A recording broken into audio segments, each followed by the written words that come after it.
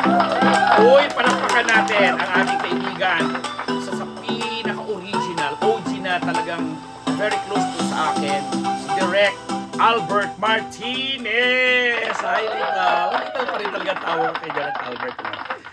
Kamakailan kasi nilunsad nila yung kanilang bagong programang Wonderful Pinas. Ito po yung isang parang travel show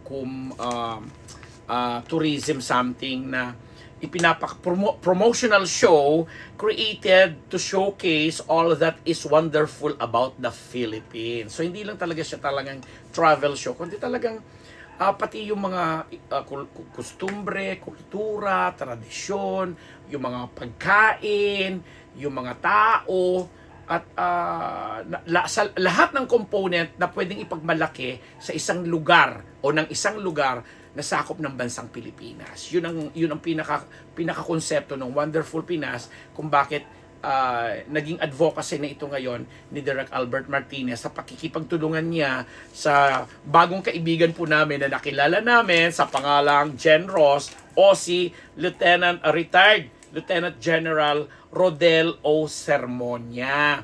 Isa po itong kilalang host din sa public service sa UNTV na may programa din sarili, pero since matagal na po sila magkaibigan ni Direk Albert, nagkaroon sila ng kolaborasyon at iprinuduce po nga nila itong Wonderful Pinas, na kung saan mag-iikot sila sa iba't ibang bahagi ng bansa at i-feature nila yung mga sari-saring mga, yun nga binanggit natin, mula sa pagkain, mula sa yung turismo, at iba pang nakakabit sa isang lugar. Ang nakakatuwa lang dito kasi sa dami-dami ng mga travel shows, tourism shows na nag-e-exist ngayon sa mga iba-ibang platform or lalo doon sa mainstream TV, nakikita natin yung ganda lang ng lugar na pinifeature. Pero sabi nga ni Gen Ross o ni dating General Rodel Sermonia, kaya siya naingganyong pasukin itong travel show, itong Wonderful Pinas na ito, kasi bilang siya nagdating nanilbihan sa PNP at naging general nga siya,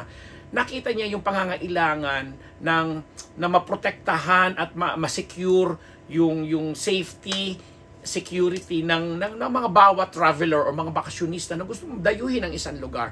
Kagaya halimbawa sa Visayas at Mindanao, particular sa Mindanao, may mga lugar diyan gaya ng Basilan, ng Hulu, Sulu, Tawi-Tawi, etc. na ang ganda-gandang pinapakita ng mga lugar, pero kinatatakutan, may stigma na takot ang mga tao kasi nga yung peace and order situation ay hindi ganun kaayos.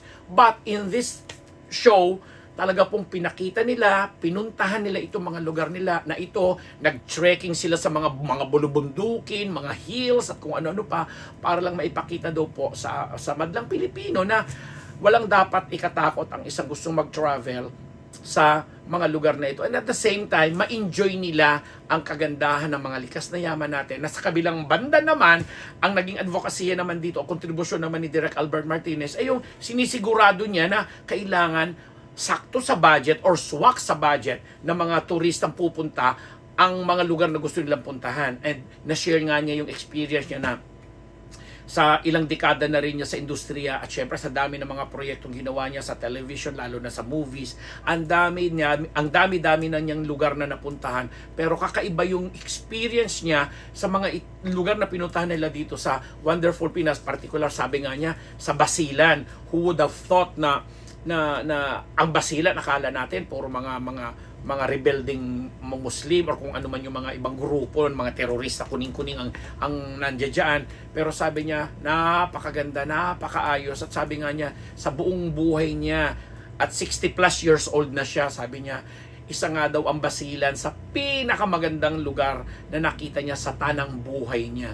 At ito yung mga klase ng mga lugar na gusto nilang i-feature, and at the same time yung mga yung kultura nag-e-exist diyan, ano yung endemic sa lugar na yan, endemic talaga, yung mga nandiyan dyan na talagang hindi pa na-feature or napapanood or nakikita ng mga kapwa natin mga Pilipino, and yung mga pagkain, etc. Na ang ganda lang kasi ang ganitong advokasya, sabi nga ni Albert, ay naisipan na niyang gawin ito noong pa man, lalo na noong pandemic, na na talagang gusto niya na mag-retire. Sabi nga niya, dumating na sa punto niya sa career niya sa TV and movies na nag-semi-retire na siya, na mga advocacy projects na lang yung kanyang tatanggapin, yung mga proyektong talagang may kinalaman sa mga buhay-buhay na mga tao. Yun ang mga gusto niyang gawin sa TV or sa movie, na hindi na yung mga basta commercial movie lang or commercial TV project lang, kundi yung may mga isinusulong na mga kumare tungkol sa kalikasan, tungkol sa autism, tungkol sa buhay mag-asawa na nare-resolve within the series or within the project yung mga tema na nag-exist sa buhay natin ngayon. So akala niya puro ganun na lang daw ang gusto niyang gawin. But dumating nga sa lapag niya itong Lavender Fields. Kaya ay nakakommit na siya dito sa Wonderful Pinas. Kaya sabi niya, naku, paano ba to?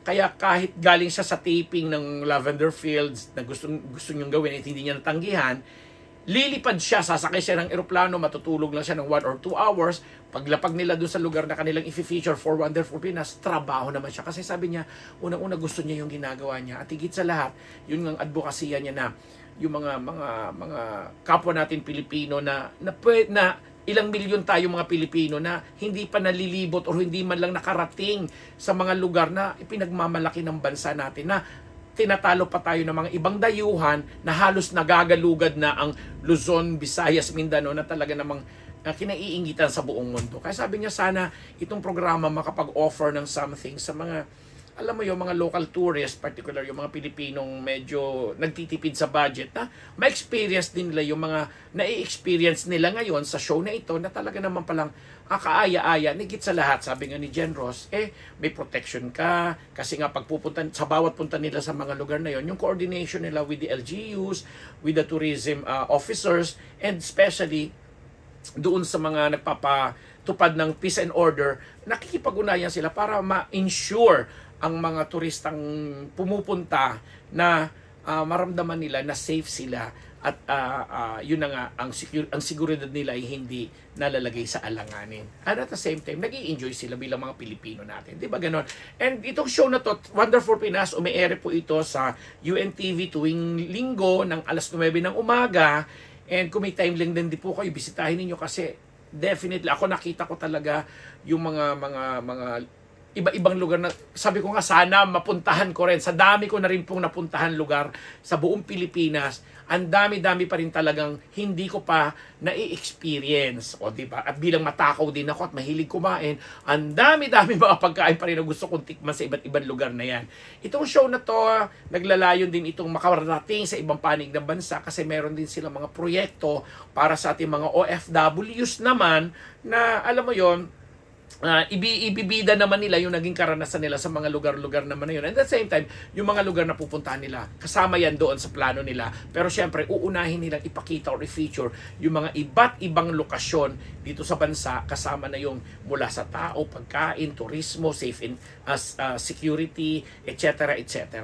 Makakasama din nila, magiging guest co-host din nila sa Wonderful Pinas, sina Alvin Anzon, si Dennis Makalintal, mga showbiz personalities, and of course ang minamahal nating si Michelle Gumabaw, na syempre baon-baon nila sa kanila yung kanilang mga iba-ibang advocacy naman, kagaya ni Michelle Sports. Maaaring mag-feature siya ng mga kakaibang sports na matatagpuan mo lang sa ganung lugar, and same with Alvin and Dennis, na makakasama na nga ni Direk Albert Martinez at ni General Rodel Sermonia dito sa Wonderful Pinas. Congratulations! Ako, looking forward po ako dyan, at inaasahan natin na ang ganitong klase mga advokasya, at least hindi politika ang pinapasok ni Little or ni Albert, mas magandang suportahan, mas epektibo niyang magagawa ang kanyang mga layunin, at maibabahagi sa mga kapwa natin ang husay at talino niya, lalo na pagdating sa, alam mo yon, pagpapakilala ng mga iba't ibang